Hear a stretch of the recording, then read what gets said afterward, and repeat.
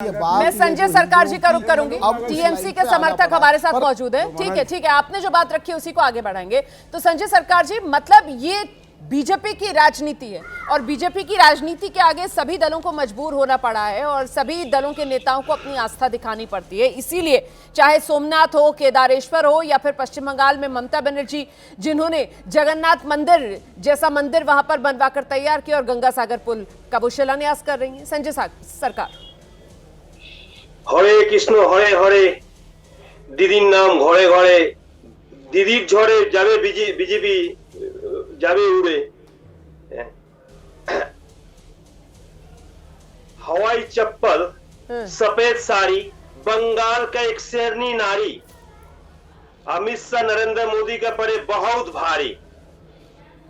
देखिए, हम मंदिर क्यों आवाज आ रहा है बहुत।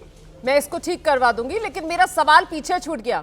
बीजेपी ने मजबूर कर दिया है दीदी को, इसी वजह से वो जगन्नाथ मंदिर वहां बंगाल में उनको बनवाना पड़ गया और गंगा सागर पुल का उनको शिलान्यास करना पड़ गया। अच्छा, गंगा सागर मेला कितना दिन पहले से होता था? भारतीय जनता पार्टी को जब जन्म भी नहीं हुआ था तब से पहले से वहां पर हो रहा है। और जगन्नाथ जी को जो आस्था मंदिर जो बनाया है, हम जगन्नाथ देव के नंबर में चुनाव प्रचार में नहीं जाता। जय जगन्नाथ, जय माँ दुर्गा, जय माँ काली वोट के नाम पे लेता है क्या? भगवान एक आस्था होता है, अंतरात्मा के लिए बात होता है और अंदर में होता है, बाहर में आके ये नहीं होते हैं।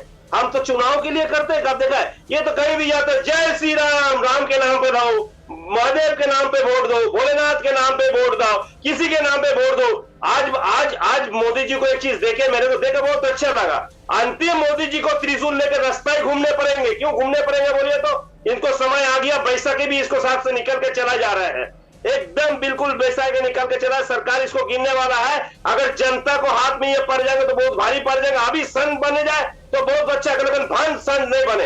एक भंड जैसे संत नहीं बने, हो नहीं बनना चाहिए। नहीं सर, ये तो आपका आकलन है ना, ये तो आपका आकलन है। आप जो कर रहे हैं उसको तो आप भक्ति के चश्मे से देख रहे हैं और बीजेपी जो कर रही है उसको आप चुनावी राजनीति के नजरिए से देख रहे हैं। क्यों? जय श्री राम का नारा अगर बीजेपी लगाती है तो फिर वो उनकी आस्था क्यों नहीं? आप जो करें वो आस्था। मैं आपसे सवाल पूछ रही हूँ, जवाब दीजिए। इसका आधार बताइए ना मुझे, जो बड़ा दावा कर रहे हैं आप। कोई आधार तो होगा ना आपके पास संजय सरकार। देखिए, मैं किसका बोलता, सबसे पहले बोले जो हरे कृष्ण हरे हरे, दीदी नाम घरे घरे, दीदी जोड़े बीजेपी जावे उड़े। मतलब ये क्या? हरे कृष्ण हरे, दीदी को नाम घर घर में, दीदी का तूफान में भारतीय जनता पार्टी उड़ जाएंगे। मैं आपको बता रहे हैं, आपको पता है बता। लेकिन हम तो वोट मांगने के लिए कहीं कोई भी रैली में हम जय श्री राम ऐसे, जैसे हम जय माँ काली, जय दुर्गा, हम बोला जय जगन्नाथ, जय माँ चंडी बोला, जय भोलेनाथ कहीं बोले नहीं। भगवान को मैदान में, राजनीतिक प्लेटफॉर्म में भगवान को लेके नहीं आना है, नहीं है ना, बिल्कुल लेके नहीं है। भगवान एक आस्था अंतर का बात है, हर घर में पूजा होता है। और आज मोदी जी त्रिशूल लेके घूम रहा है, लेकिन अंतिम में इसको त्रिशूल लेकर भारत में घूमने पड़ेंगे, झोला लेकर घूमने पड़ेंगे। सब जो है वो एक ही बात कह रहे हैं कि साहब निजी आस्था का मामला है, हम तो इसको नहीं भुनाते हैं, सामने वाला भुनाता है। लेकिन अब कौन भुनाता है और कौन नहीं भुनाता है, कुल मिलाकर एक बात तो साफ है। विश्व हिंदू परिषद के जो प्रवक्ता विनोद बंसल जी हैं, वो आज बहुत ही खुश हैं आप सबकी बातें सुनकर। वो जो सनातनी स्वरूप सबका देखने के लिए उनको मिल रहा है, दीपक झा जी से लेकर मनोज काका जी तक ने जिस तरीके की अपनी बात रखी है और अब सरकार साहब ने भी जो अपनी बात रखी है। अब मैं विनोद बंसल जी का रुख करती हूँ और विनोद बंसल जी से जानना चाहती हूँ मैं, सर आपकी समझ क्या बन रही है? मतलब हिंदुत्व अब सिर्फ एक विचारधारा नहीं है, बल्कि हिंदुत्व क्या इस देश के अंदर एक इलेक्शन मैनेजमेंट टूल बन गया है विनोद बंसल जी? और उसी की ये बानगी हमें देखने के लिए मिल रही है कि चुनावी राज्य है, वहां सोमनाथ, केदारेश्वर, जगन्नाथ सबकी बात हो रही है। निस्संदेह रोमाना जी, देखिए देश में एक बड़ा परिवर्तन आया है। निस्संदेह जो लोग अभी गोल टोपी, जालीदार टोपियां पहन करके और हरा गमछा डाल करके जो लगातार फोटो खिंचवाते थे, फुल स्केप फुल पेज के एडवर्टीजमेंट छापते थे, वो आपने पिछले 5-10 सालों में नहीं देखा होगा किसी राजनेता का कि आखिरकार किसी मस्जिद में जा रहे हैं, किसी बुर्का नशीन औरत के साथ खड़ के फोटो खिंचवा रहे हैं, कि मस्जिद में नमाज पढ़ने के साथ लोगों को या कोई इफ्तार पार्टी दे रहे हैं। ये परिवर्तन आया है। और परिवर्तन देखिए, चाहे कांग्रेस के प्रवक्ता राष्ट्रीय स्वयंसेवक संघ के प्रातःस्मरणीय जो मंत्र हैं उनका रेफरेंस दे करके, मतलब रेफरेंस नहीं दिया लेकिन वहाँ से उठा करके वो 12 ज्योतिर्लिंगों के नाम पढ़ रहे हैं, मुझे अच्छी लगी कि कम से कम कहीं परिवर्तन आ रहा है। मुझे वो भी परिवर्तन अच्छा लगा कि कम से कम जो समाजवादी पार्टी, जो नमाजवादी पार्टी के नाम से जानी जाती है, वो भी आजकल मंदिर बना रही है। हालांकि ये बात भी है इनके जो एजेंडा में है, दो चीजों में बड़ी एक अलग तरह की बू भी आ रही है। समाजवादी पार्टी, नमाजवादी पार्टी जानी थोड़ी जाती है, नामकरण तो आप ही लोगों ने किया है, वो कहाँ जानी जाती है? ये तो नामकरण सब आप ही लोगों के किए हुए हैं। धर्म के एक मिनट मनोज जी प्लीज, पहले विनोद जी अपनी बात पूरी कर लें, उसके बाद दोबारा आएंगे। विनोद बंसल जी को ले आइए मेरे साथ स्क्रीन में, इसके बाद दीपक झा के पास भी आऊंगी और मनोज काका के पास भी, लेकिन पहले विनोद बंसल जी अपनी बात पूरी करेंगे। विनोद बंसल जी अपनी बात पूरी कीजिए। हाँ देखिए रोमन्ना जी, मैं कह रहा हूं कि सोमनाथ मंदिर को किसने तोड़ा, उन तोड़ने वालों के साथ कौन खड़ा हुआ और सोमनाथ मंदिर को बनाने वालों के साथ कौन खड़ा हुआ। जब मंदिर का पुनर्निर्माण हो गया तो उसको उद्घाटन करने के लिए माननीय राष्ट्रपति को जाने से किसने रोका। अब तो कोई छुपी बात नहीं रही, सार्वजनिक पटल पर है, डॉक्यूमेंटेड है। लेकिन इसके बावजूद भी कांग्रेस ने अभी तक पिछले 75 वर्षों में एक बार भी माफी नहीं मांगी, कोई क्षमायाचना नहीं करी हिंदू समाज से। ये तो बनता है, देखो एक बार तो कम से कम उनको क्षमायाचना करनी चाहिए एक बार। दीपक जी, दूसरी बात ये माफी मांगनी चाहिए। एक सेकंड सर, पहली बात पर ही आ जाते हैं, पहले कांग्रेस से जवाब देती हूँ, उसके बाद समाजवादी पार्टी पर आइएगा। सर पहले कांग्रेस से जवाब देंगे। माफी की मांग कर रहे हैं वो सीधे, कह रहे हैं कम से कम कांग्रेस को एक बार इस देश के हिंदुओं से माफी मांगनी चाहिए। क्या बोलते हैं रोमाना जी, ये जो विश्व हिंदू परिषद संगठन है ना, एक गुंडों का संगठन है, दादागिरी करने वालों का संगठन है। इनको ना धर्म के ज्ञान है, ना राष्ट्रीय क्या बात है, ये अपनी संस्कृति सभ्यता का ज्ञान है। और मोहन भागवत चुप रहिए, आप जो कह रहे थे सर, उसको समाजवादी पार्टी बर्दाश्त नहीं कर रही थी, मैंने उनको चुप कराया, आपको मौका दिया पूरा बोलने का। अब आप दीपक झा जी को सुनिए प्लीज, उसके बाद मैं दोबारा आऊंगी आपके पास। द्वादश ज्योतिर्लिंग का नाम ये भी नहीं बता सकते और ये कह रहे हैं कि मोहन भागवत ने श्लोक लिखा है। अरे मूर्खों की फौज हो तुम मूर्खों के गैंग के हो। मोहन भागवत से पहले शंकराचार्य ने लिखा है। उन्होंने नहीं कहा कि मोहन भागवत जी ने लिखा है, आपको सुनने में कुछ दिक्कत आ गई। दूसरी बात मैं कहूंगा दीपक जी, उन्होंने नहीं कहा। ठीक है, मैंने क्लियर किया विनोद जी, मैंने क्लियर किया। ठीक है, दूसरी बात जल्दी से आप जवाब दीजिए, माफी के पर आइए।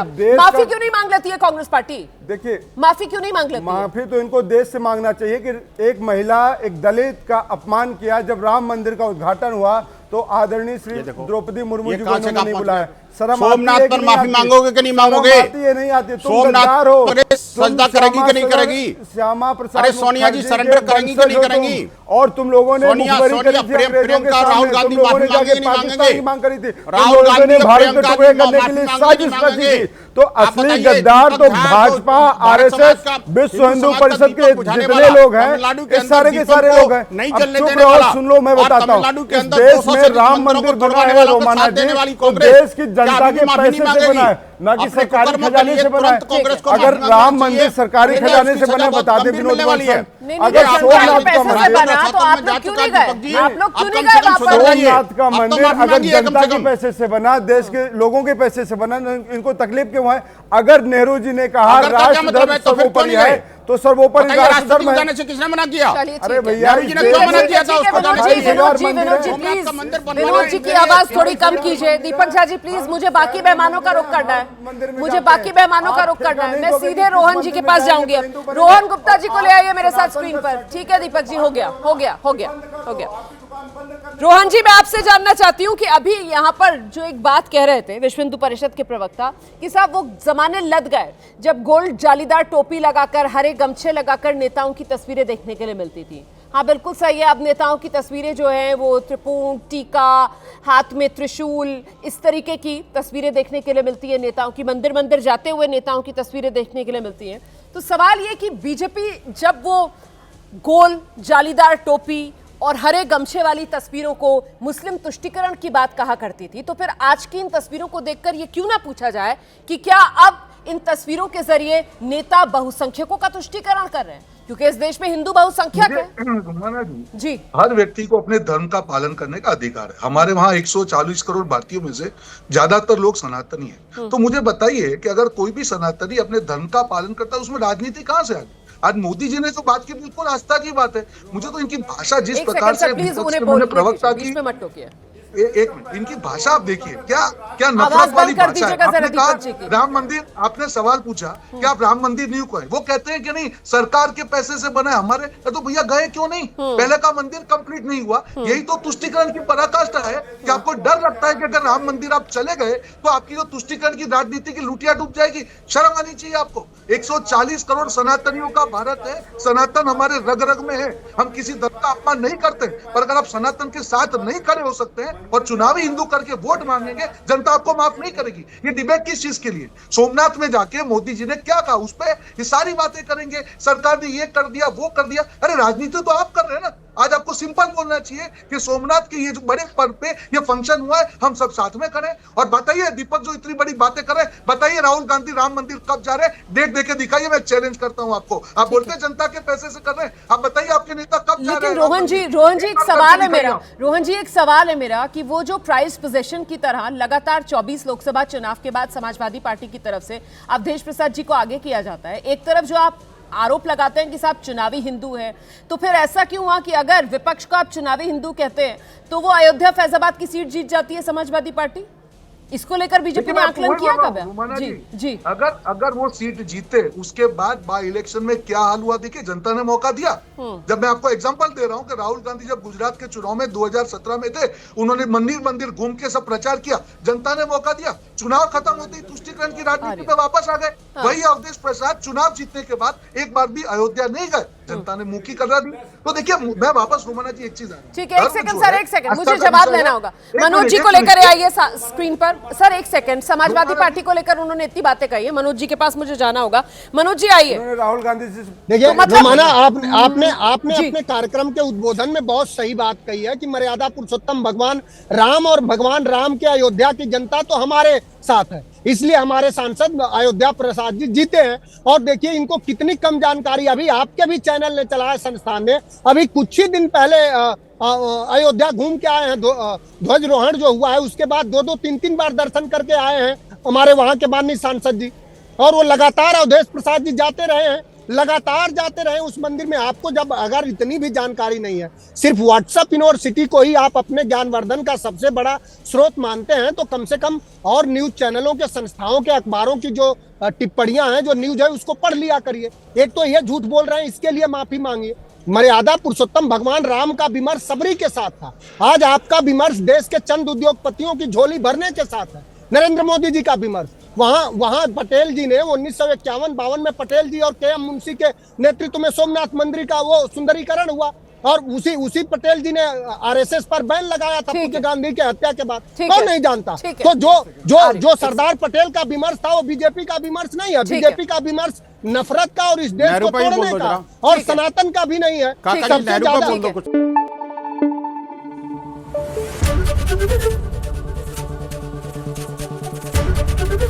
एबीपी न्यूज आपको रखे आगे।